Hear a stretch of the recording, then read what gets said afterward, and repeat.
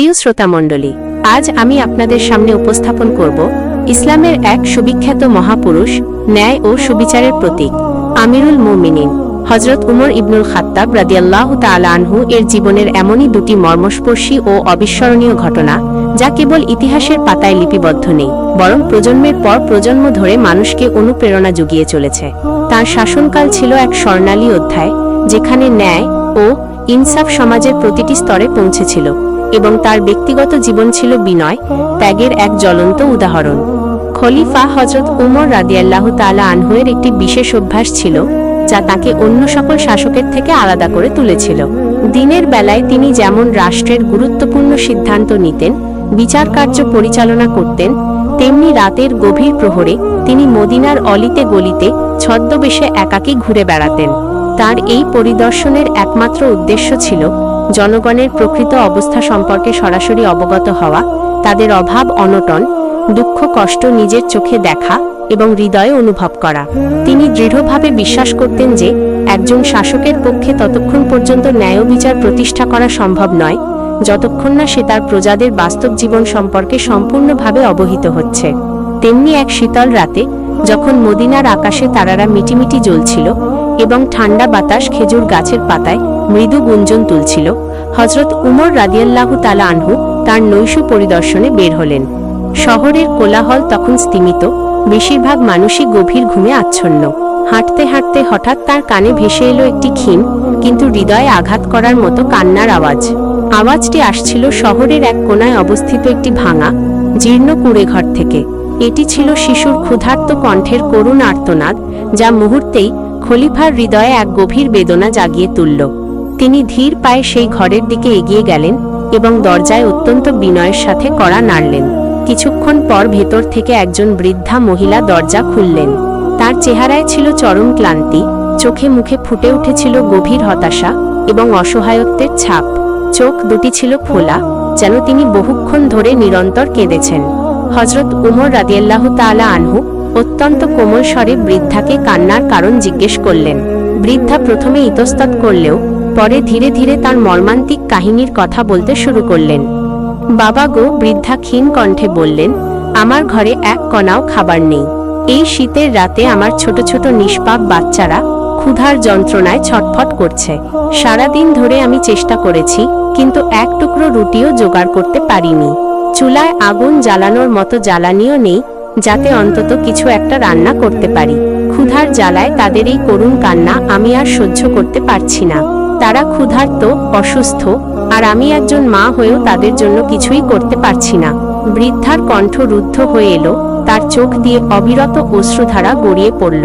তিনি একটি শূন্য পাতিলের দিকে ইশারা করে বললেন, দেখুন বাবা, আমি এই পাতিলে শুধু পানি বসিয়েছি আর নিচে কাঠ দিয়েছি, যাতে বাচ্চারা ভাবে কিছু একটা রান্না হচ্ছে এবং তারা খাবার পাওয়ার আশায় ঘুমিয়ে পড়ে।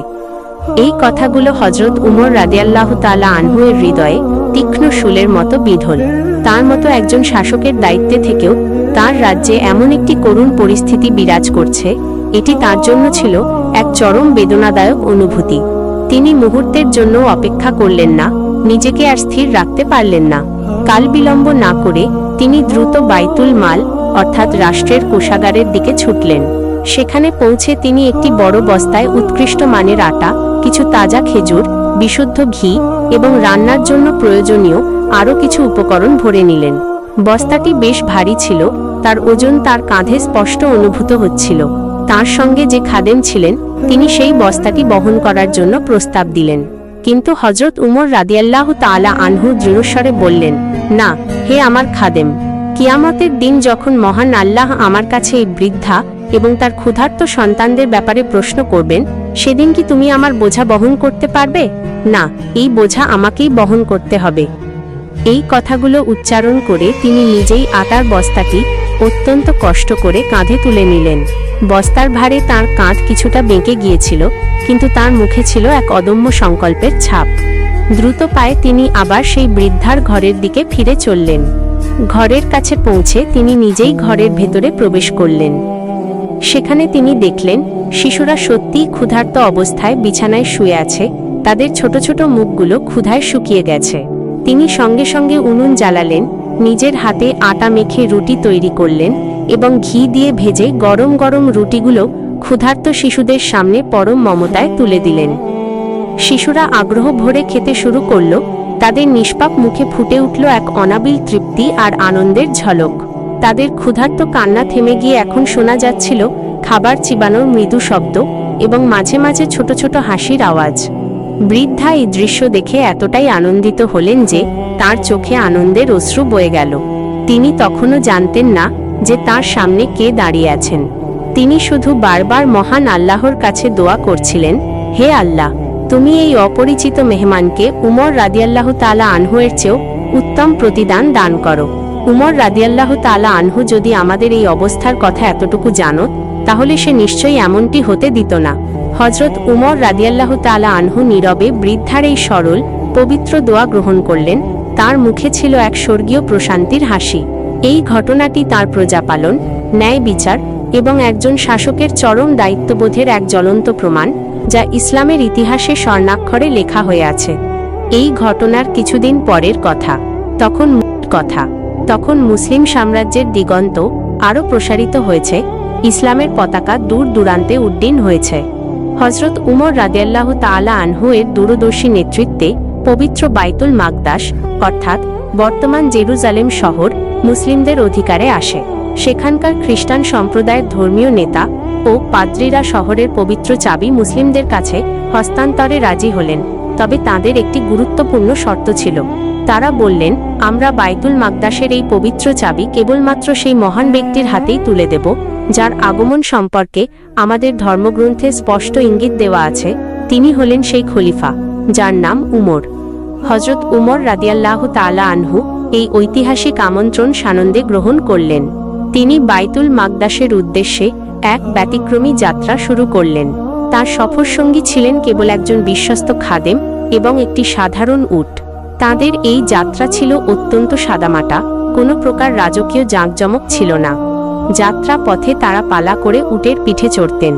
একজন উটের পিঠে বসলে অন্যজন উটের রশি ধরে পায়ে হেঁটে চলতেন। তাদের এই যাত্রা ছিল বিনয়, আল্লাহর প্রতি গভীর নির্ভরতা এবং সরলতার এক জীবন্ত দৃষ্টান্ত। যখন তারা বাইতুল মাকদাসের প্রবেশদ্বারের কাছাকাছি পৌঁছলেন, সেখানকার পদস্থ রোমান জেনারেলরা এবং মুসলিম সেনাপতিরা হযরত উমর রাদিয়াল্লাহু তাআলা আনহুকে অভ্যর্থনা জানানোর জন্য প্রস্তুত ছিলেন। তারা অধীর আগ্রহে অপেক্ষা করছিলেন। তাদের ধারণা ছিল একজন পরাক্রমশালী সাম্রাজ্যের খলিফা আসবেন এক বিশাল সৈন্যবাহিনী নিয়ে, হয়তো স্বর্ণখচিত বর্ম পরিহিত হয়ে রাজকীয় সাজসজ্জায়। কিন্তু তাদের সমস্ত ধারণা মুহূর্তেই ভেঙে গেল যখন তারা দেখলেন উটের পিঠে চড়ার পালা ছিল খলিফার খাদেমের, আর স্বয়ং হযরত উমর রাদিয়াল্লাহু তাআলা আনহু সেই উটের রশি ধরে ধুলা বালির পথ ধরে হেঁটে আসছেন। তার পরনে ছিল অত্যন্ত সাধারণ মানের একটি পোশাক, যা বহু জায়গায় তালি মারা ছিল। দীর্ঘ পথ হেঁটে আসার কারণে তার পোশাক ধুলা বালিতে আরও মলিন ও বিবর্ণ দেখাচ্ছিল। তার চেহারা ছিল শান্ত কিন্তু দৃঢ়। তার মধ্যে কোনো অহংকার বা জাগতিক জাঁকজমকের লেশমাত্র ছিল না। এই অভাবনীয় দৃশ্য দেখে উপস্থিত সকলেই বিস্মিত ও হতবাক হয়ে গেলেন। রোমান জেনারেলরা একে অপরের দিকে জিজ্ঞাসু দৃষ্টিতে তাকাতে লাগলেন। তাদের চোখে ছিল স্পষ্ট অবিশ্বাস। কিভাবে একজন বিশাল সাম্রাজ্যের প্রধান এতটা সাদামাটা হতে পারেন?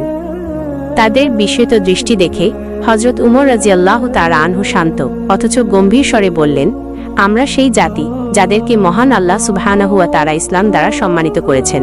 দুনিয়ার এই ক্ষণস্থায়ী জাঁকজমক, এই বাহ্যিক চাকচিক্য, এই পার্থিব ক্ষমতা আমাদের কাছে কোনোই মূল্য রাখে না। আমাদের সত্যিকারের সম্মান আসে একমাত্র মহান আল্লাহর পক্ষ থেকে। আমাদের ঈমান এবং আমাদের সৎকর্মের দ্বারা তা অর্জিত হয়। তার এই গভীর তাৎপর্যপূর্ণ কথাগুলো শুধু উপস্থিত বাইজেন্টাইন জেনারেলদেরই নয়, বরং ইতিহাসের সকল শাসক এবং পৃথিবীর সকল মানুষের জন্য এক মহৎ শিক্ষা হিসেবে চিরকাল উজ্জ্বল হয়ে রইল।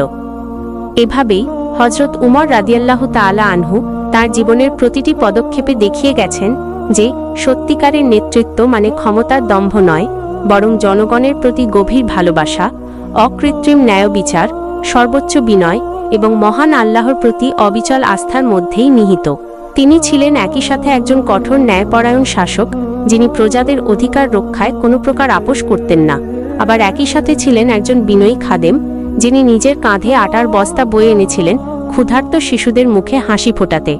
তিনিই ছিলেন সেই মহান খলিফা যিনি বিজয়ী বীরের বেশে হেঁটে চলেছিলেন অতি সাধারণ পোশাকে, ইসলামের সুমহান আদর্শকে দুনিয়ার বুকে সমুন্নত রাখতে। হযরত উমর রাদিয়াল্লাহু তাআলা আনহু ছিলেন ইসলামের এক অনন্য সাধারণ আলোকবর্তিকা, যা কিয়ামত পর্যন্ত মানবজাতিকে সত্য ও ন্যায়ের পথ দেখাবে।